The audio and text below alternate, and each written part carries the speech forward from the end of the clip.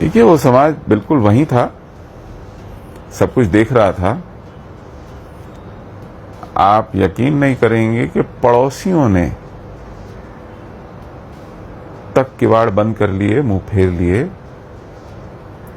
और कुछ लोगों ने तो भागीदारी की हमारी तबाही में। एक उदाहरण है, बालकृष्ण गंजू टेलीकॉम इंजीनियर थे।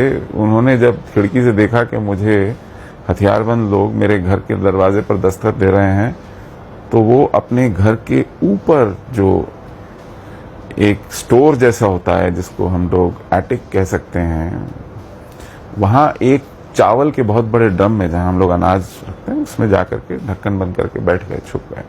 और उनकी पत्नी ने दरवाजा खोला, कहा वो घर पर नहीं है। उन्होंने आकर के पूरे घर की तलाशी ली, वो नहीं मिले। वो जा रहे थे तो क्योंकि घर वहां बहुत साथ साथ होते हैं, खिड़कियां एक दूसरे के घरों में झांक सकती हैं, देख सकती हैं, तो पड़ोस के मुसलमान परिवार की महिला ने उन्हें वापस बुलाया खिड़की से और कहा कि वो ऊपर है। वो ऊपर गए देखने और फिर उसको उसी राइस के ड्रम में गोली मारी सर के ऊपर, वहीं निकलने नहीं दिया। तो सभ्य समाज, पड़ोस, प्राणा गंजू और प्रोफेसर गंजू ये दंपति थे, कॉलेज में पढ़ाते थे। अपने स्टूडेंट्स ने आकर के इनको घर पे मारा। पत्नी ने सोचा, संशय जताया कि हो सकता है ये कोई और हो, खतरनाक लग रहे हैं। उन्होंने कहा नहीं नहीं, ये मेरे स्टूडेंट हैं, इनको आने दो। प्राणा गंजू के साथ रेप किया उन लोगों ने। मेरा मित्र है रशनीक खेर, वो कहता है जिन लोगों के साथ मैं क्रिकेट खेलता हुआ बड़ा हुआ, उन लोगों ने मेरा घर लूटा, मेरा घर जलाया।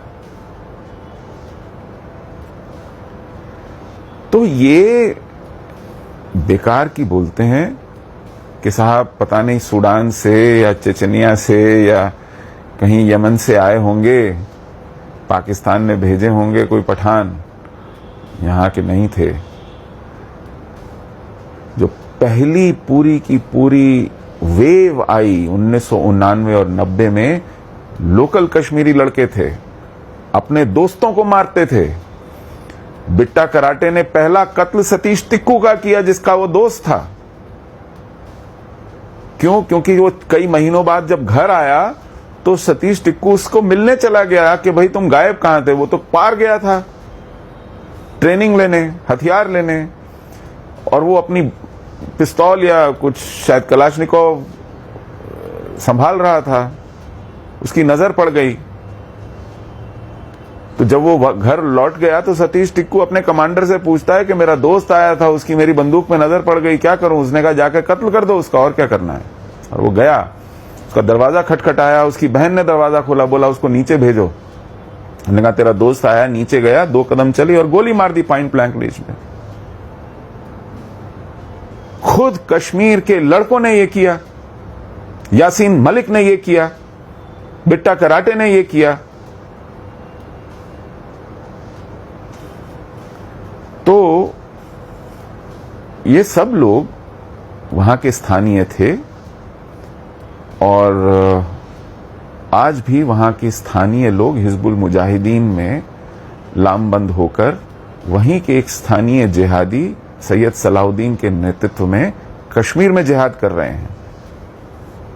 आप हमारी बात पूछते हैं, अभी ईद के दिन एक 23 साल की लड़की को, निहत्थी औरत को घर पर जाकर के कत्ल कर दिया हथियारबंद बहादुर जिहादियों ने।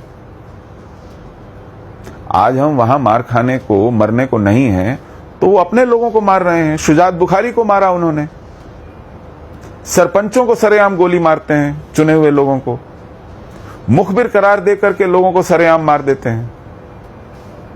और ये सिविल सोसाइटी मुंह बंद किए रहती है, ये कभी उनकी भर्त्सना नहीं करती है। बहुत ज्यादा आपने अगर इनको आग्रह किया तो कहते हैं हम सब तरह की हिंसा के विरुद्ध हैं। इतना निकलेगा मुंह से। तो वहां का समाज बीमार पड़ गया है। वहां बाप अपनी छोटी बच्चियों के साथ बलात्कार कर रहे हैं, वहां मदरसों में मौलवी बलात्कार कर रहे हैं, वहां माँ और बहन कहती है कि हाँ बेटा जिहाद के लिए गया है, अगर वापस जिंदा आया तो हम उसका सर अपने हाथ से काटेंगे। वहां बुरहान वानी के बाप से जब हिंदुस्तान टाइम्स की जर्नलिस्ट शम्मी बवेजा पूछती हैं कि ईद पर जब बुरहान घर आया था आपने रोका नहीं, तो उन्होंने कहा क्यों रोकता, वो अल्लाह की राह में गया है, उसको अपना मुस्तकबिल मिल गया है। तो जब बाप, वो स्कूल में हेडमास्टर बाप अपने बेटे के लिए ऐसा कहता है, उसने पीढ़ियों को क्या पढ़ाया होगा। ये हालत हो गई है कश्मीर के समाज की और वहां मानसिकता की, और उस मानसिकता का सबसे पहला शिकार हुए हम 1990 में।